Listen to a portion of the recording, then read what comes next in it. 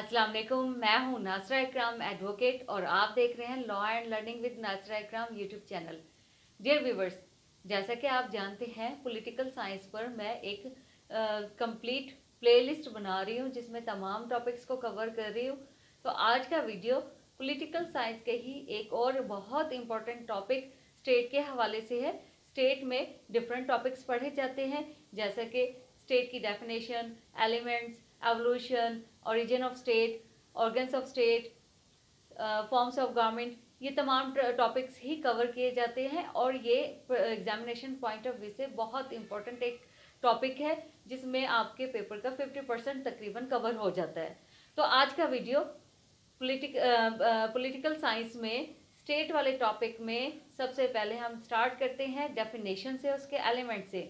State से मुराद कुछ लोगों का किसी ख़ास इलाके में किसी गवर्नमेंट के अंडर या हुक्मरान की हुक्मरानी में रहना रियासत कहलाता है, यानी स्टेट कहलाता है। इसके 4 एलिमेंट्स होते हैं। Number 1 population. पॉपुलेशन के लिए ज़रूरी नहीं है कि इसका साइज़ कितना हो, स्मॉल हो या लार्ज हो। पॉपुलेशन, डेफिनेट पॉपुलेशन का होना ज़रूरी है।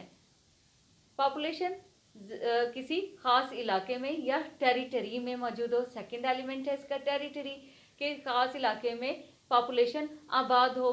फिर उस पॉपुलेशन को कंट्रोल करने के लिए गवर्नमेंट सिस्टम मौजूद हो और उस गवर्नमेंट सिस्टम को चलाने के लिए एक हुक्मरान यानी सोवरन मौजूद हो। मज़ीद इन डिटेल हम पढ़ते हैं बोर्ड पर।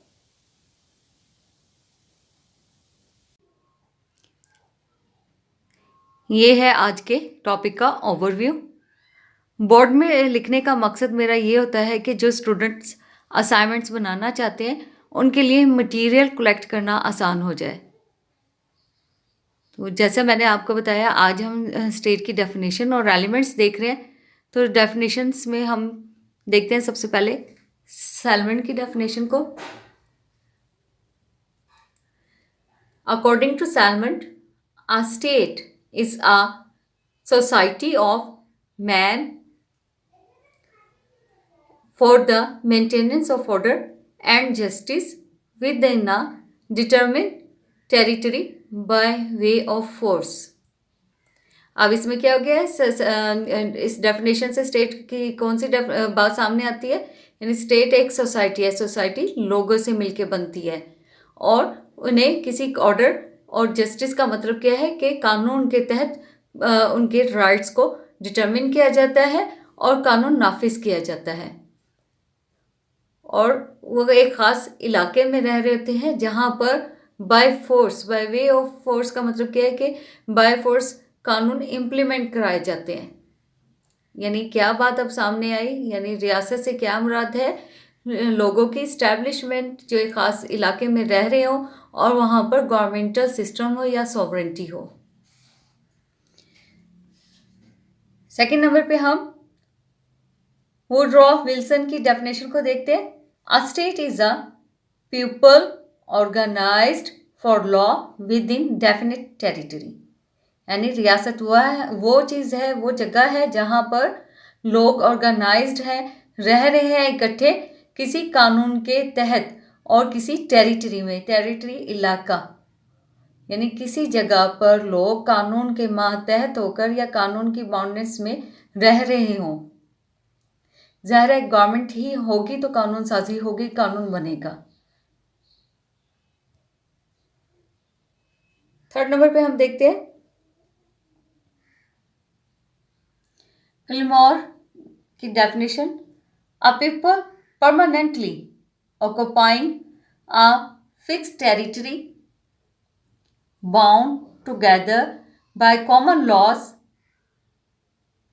Habit and customs into one body politic, exercising through the medium of an organized government,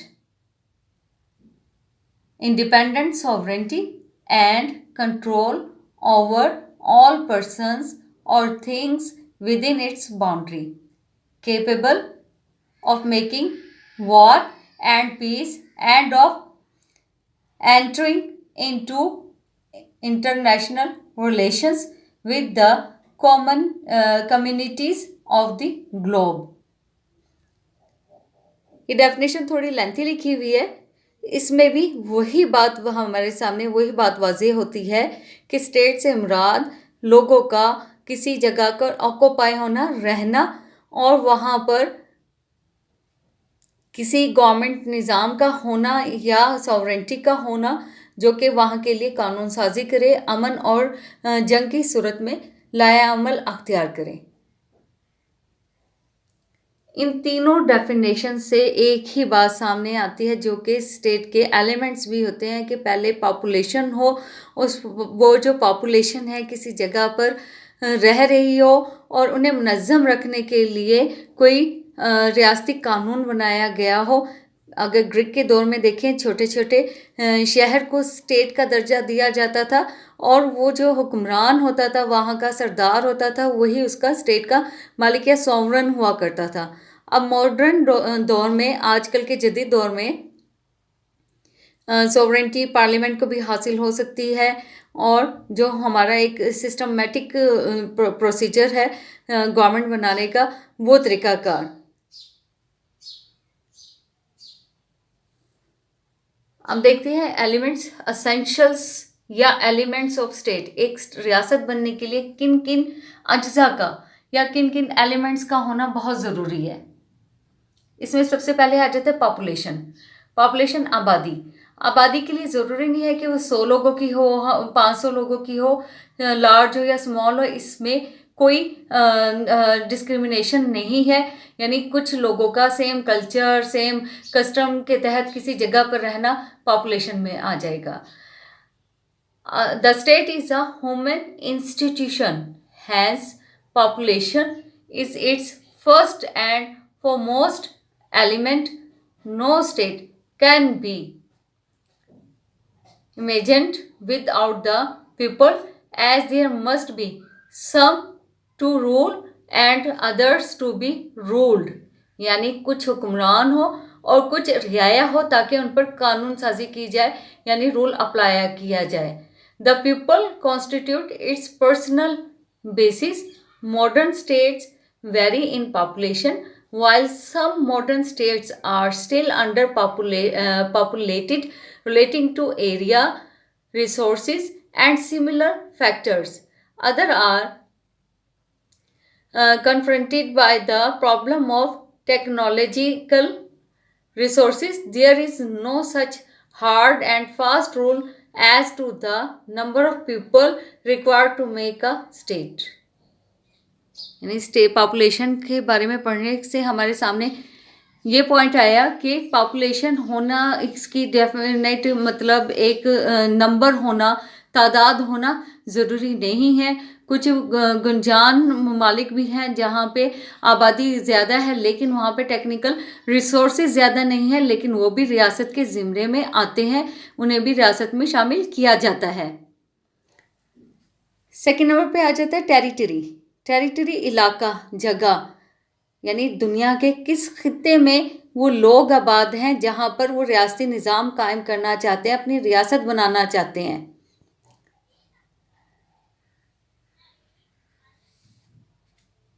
People cannot constitute a state unless they inhabit in a definite territory where they reside permanently in a fixed place. The dwell a community interest and a sense of unity. It becomes easy to organize them into a political unit and control them. So the state requires a fixed territory with clearly democratic boundaries over which it exercises undisputed authority. Territory is its moral basis. यानी territory क्या है कि अगर कोई इलाका ही नहीं है population वहाँ पर रह रही हो, तब भी वो एक रियासत का दर्जा हासिल नहीं कर सकते। रियासत का दर्जा हासिल करने के लिए एक स्पेसिफिक इलाके का होना, जगह का होना भी ज़रूरी है। इसका रिमेनिंग पार्ट में आ जाता है, the territory of state comprises, यानी एक इलाका यानी टेरिटरी होने मुश्तमिल होती है इन 3 चीज़ों पर। नंबर 1 होती है कि यानी हम इसको इस तरह से समझ सकते हैं कि एक इलाके को हम कैसे टेरिटरी समझें, उसके लिए ये 3 इंग्रेडिएंट होना ज़रूरी है कि ये होंगे तो हम समझेंगे कि ये टेरिटरी है, यानी कोई इलाका है जहाँ पे रियासत कायम हो सकती है।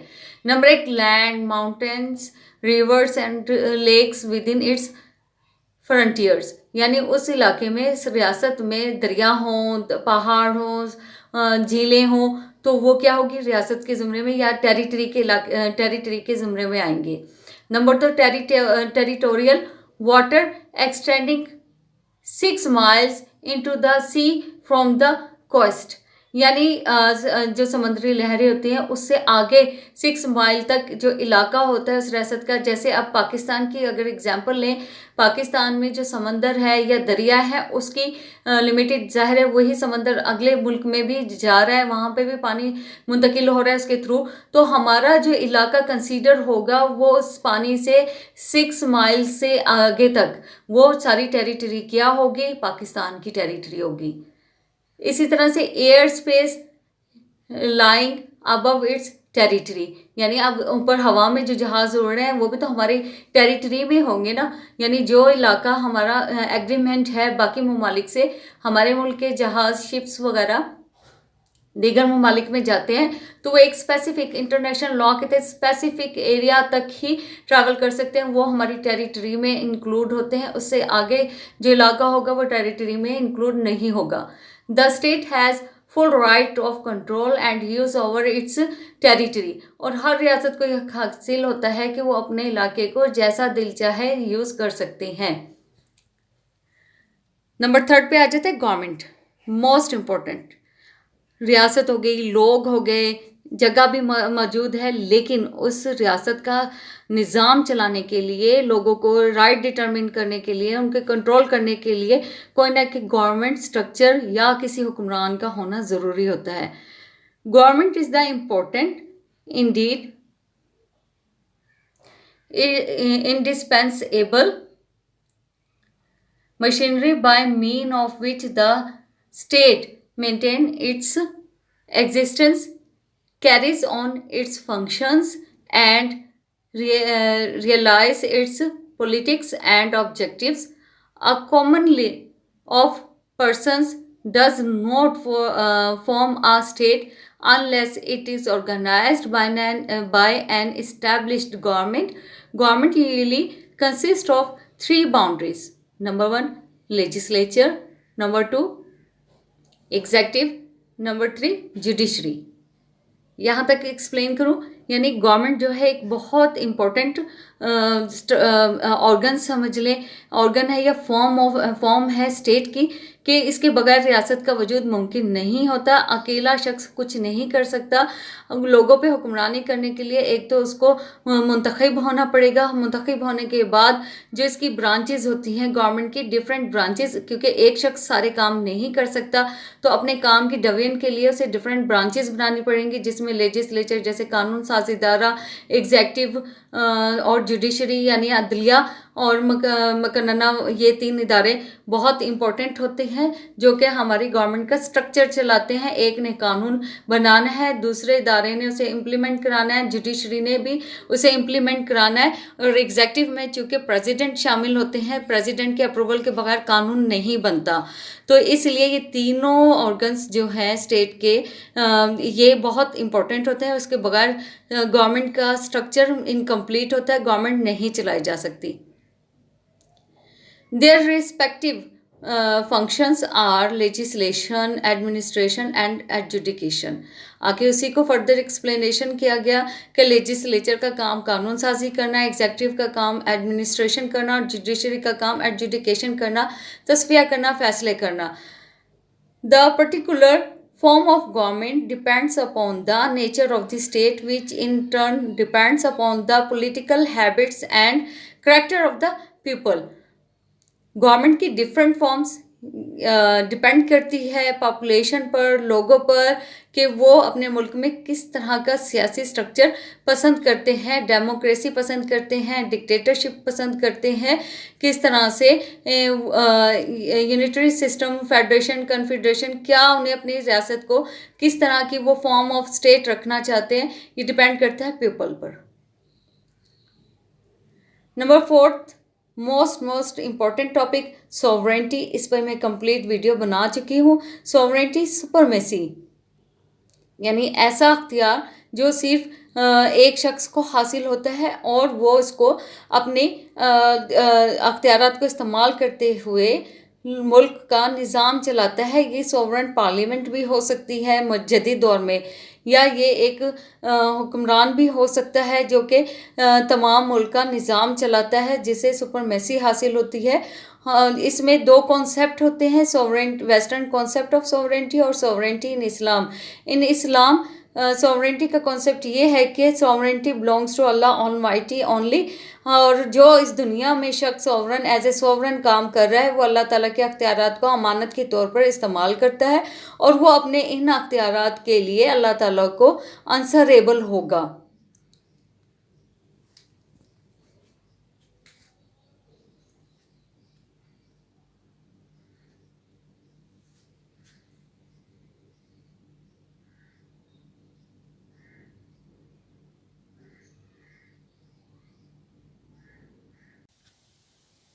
उम्मीद है आज का लेक्चर समझ आया होगा। मिलते हैं नेक्स्ट वीडियो में नए लेक्चर के साथ।